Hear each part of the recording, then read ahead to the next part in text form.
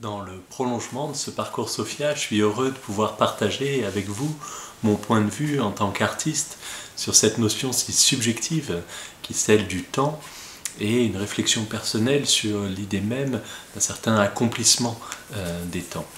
J'ai la chance dans ma pratique artistique de m'ouvrir au milieu scientifique et de réaliser une œuvre autour de projets en collaboration avec des chercheurs dans un vaste champ de préoccupations humaines, puisque je collabore aussi bien avec des archéologues, des préhistoriens, des médecins, des astronomes, des physiciens, pour mieux interroger la relation qu'entretient le progrès avec notre évolution.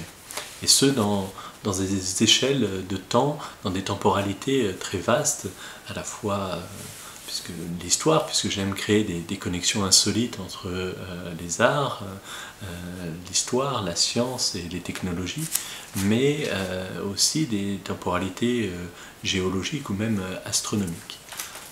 Et tout d'abord, j'aimerais attirer votre attention sur un fait très simple. Lorsque nous parlons du temps, nous parlons évidemment du temps que nous partageons, du temps dont nous disposons, du temps que nous connaissons, dont nous faisons l'expérience, qui est aujourd'hui un temps fortement mécanisé, un temps très matériel et fabriqué.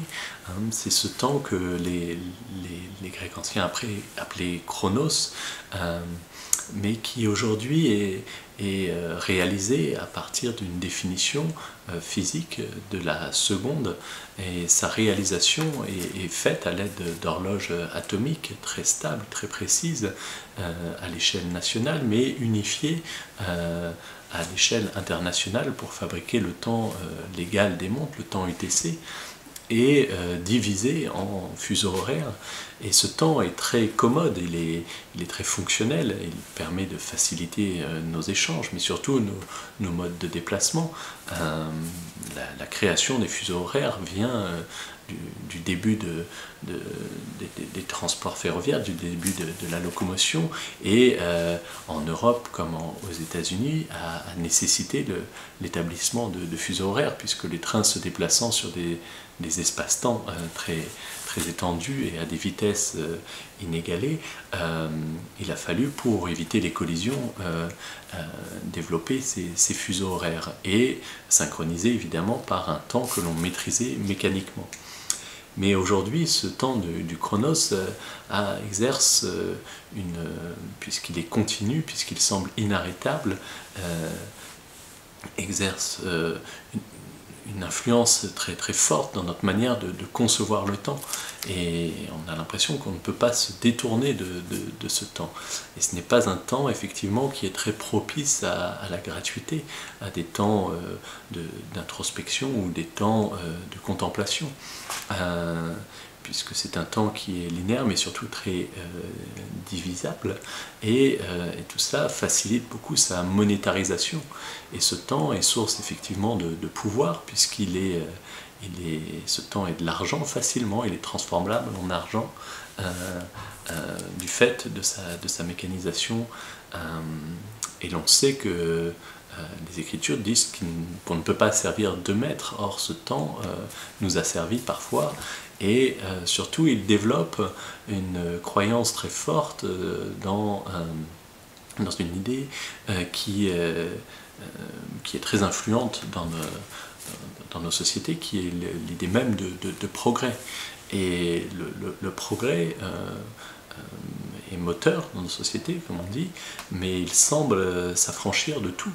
Et puisque nous progressons, nous sommes forcément meilleurs, et puisque nous sommes meilleurs, nous l'avons aussi, nous avons toujours progressé.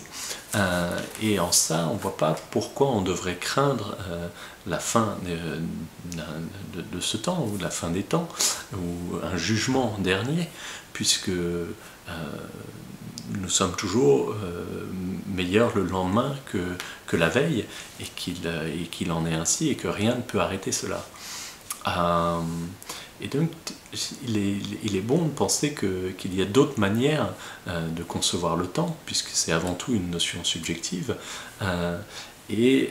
Pour cela, les Grecs présentaient ce temps de Chronos, ils le personnifiaient même sous les figures de ce titan qui dévorait ses enfants.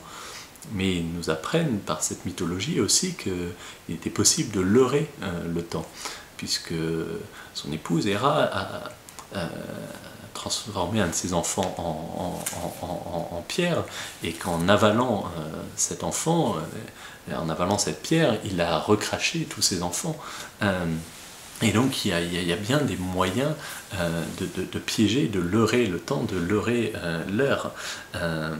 Mais pour cela, il n'y a pas grand-chose à inventer. Il y a déjà non pas des figures mythologiques, mais aussi des concepts de l'époque antique grecque qui nous permettent d'appréhender le temps d'une façon différente.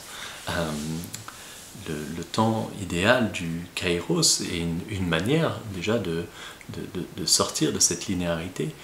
Or, kairos est un temps plus métaphysique, un temps plus idéal, et quasiment inaccessible, puisqu'il s'agit du présent, de cet instant, c'est le temps des opportunités. Et on peut avoir l'illusion de s'en approcher en utilisant des dispositifs comme des appareils photographiques qui nous font parfois ressentir ce vertige d'être au bon endroit, au bon moment, et de s'approcher de ce kairos.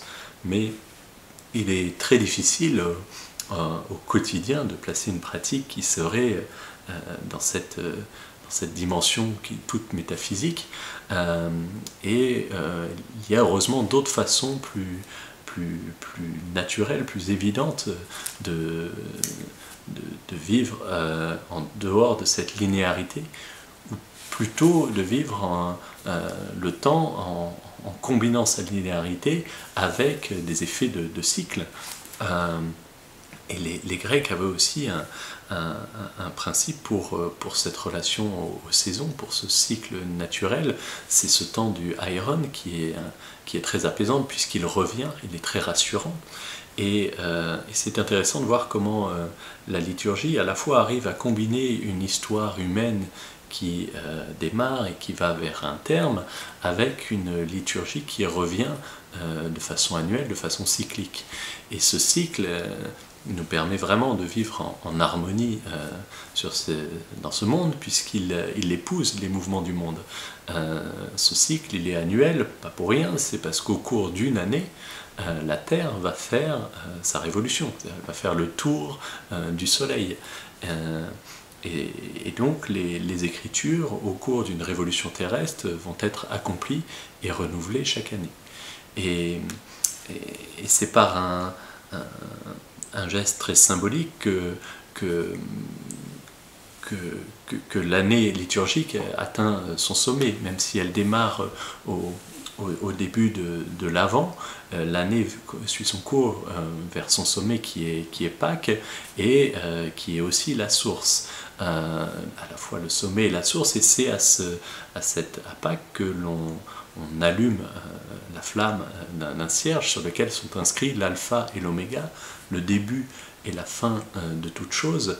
Et par ce geste symbolique très fort, on se réconcilie aussi avec des choses très ancestrales qui sont le début de notre histoire, donc les premiers alphabets, puisque l'histoire démarre avec l'écriture.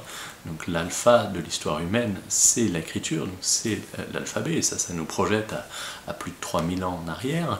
Mais le fait d'allumer une flamme nous renvoie encore plus loin dans les abîmes d'une préhistoire qui, elle, est pour notre histoire contemporaine, est toute naissante, puisqu'on découvre des vestiges archéologiques que depuis 2 siècles, et on sait des dernières datations que l'invention du feu, on peut la faire remonter à près de 400 000 ans. Donc l'homme maîtriserait le feu depuis 400 000 ans. ce qui est avéré par des fouilles archéologiques, mais ce qui reste tout relatif, puisque la maîtrise du feu, il n'y a qu'à voir ce qui l'année dernière s'est produit à Notre-Dame. On voit bien que la notion de progrès est bien toute relative. Mais le feu, lorsqu'il est entretenu, nous plonge dans une temporalité qui est bien différente de celle du chronos. Le fait d'entretenir une flamme sur des cycles aussi longs nous amène vers une certaine intemporalité. Alors, ce qui est beau dans la maîtrise d'un élément aussi destructeur que le feu, c'est de voir que les plus anciennes religions, comme les Zoroastriens, entretenaient des feux permanents. Et donc c'est un très beau moyen de dépasser notre condition humaine et de dépasser cette relation au temps qui peut être dominatrice, hein, de simplement entretenir quelque chose de permanent. Et d'ailleurs, la présence du Saint-Sacrement dans une église est symbolisée par l'entretien permanent d'une flamme. Mais si l'on doit penser non pas donc l'alpha, mais l'oméga, la fin à venir d'un temps, est-ce que ce temps est proche, puisqu'il ne concerne que l'histoire humaine qui, elle, est toute courte, à d'autres échelles, à l'échelle géologique ou astronomique, ou cela concerne-t-il toute la création? Et si c'est le cas, il faudrait aller questionner les astronomes pour savoir si la fin des temps, si le royaume des cieux est proche, puisque la vie sur Terre est régie par cette rotation que nous faisons autour du Soleil et par la vie du Soleil, que les astronomes qui étudient les étoiles dans une longue tradition depuis Ptolémée et même les Babyloniens, qui étudient les étoiles, qui comparent celles que l'on arrive à maintenant observer au-delà de notre propre galaxie, et qui peuvent prédire un âge à notre étoile, qui est le Soleil. Et ce Soleil serait né il y a près de 4,5 milliards années. Et chose peut-être rassurante, on estime aussi que ce Soleil va se transformer, hein, va évoluer en comparaison à d'autres étoiles connues, va se transformer en géante rouge, puis en naine blanche, mais bien avant ça, la vie sur Terre, telle que la connaît, ne sera plus compatible. Donc on peut parler d'une fin des temps pour l'histoire humaine et au-delà pour la vie sur Terre. Et cette fin viendrait aussi dans 4,5 milliards années. Donc à quelques milliards d'années près, l'humanité se situe au beau milieu de la vie de cet astre, le Soleil. Et donc ça fait partie ce qu'on pourrait dire des bonnes nouvelles des étoiles, mais une dernière réflexion peut-être avant de finir, qui est dans cette idée que le royaume des cieux serait proche, c'est le choix de ce terme proche. Il ne s'agit pas d'une dimension quantifiable en temps. On ne dit pas que la fin du temps est bientôt ou en quelques secondes. Ce n'est pas quantifiable dans une mesure de temps. C'est une mesure de distance. Or, on comprend très bien instinctivement que ce qui est plutôt difficile à percevoir en général, la théorie de la relativité, du fait que le temps n'existe pas, qu'il n'y a qu'un espace-temps, on le voit bien dans cette définition de cette proposition d'une proximité du royaume de Dieu, qu'en fait, ces notions sont bien liées et qu'il n'est pas possible de tout quantifier à la seconde, mais qu'il faut arriver à concevoir que nous faisons partie d'un tout et que ce tout, voilà, ne se quantifie qu'en espace-temps. J'espère que ce propos, disons, donc artiste qui ne parle pas exactement que de son travail n'est pas trop déplacé, Et j'espère surtout que nous aurons l'occasion de prolonger cet échange au cours du cycle annuel du parcours Sophia. Et j'espère donc vous y retrouver prochainement.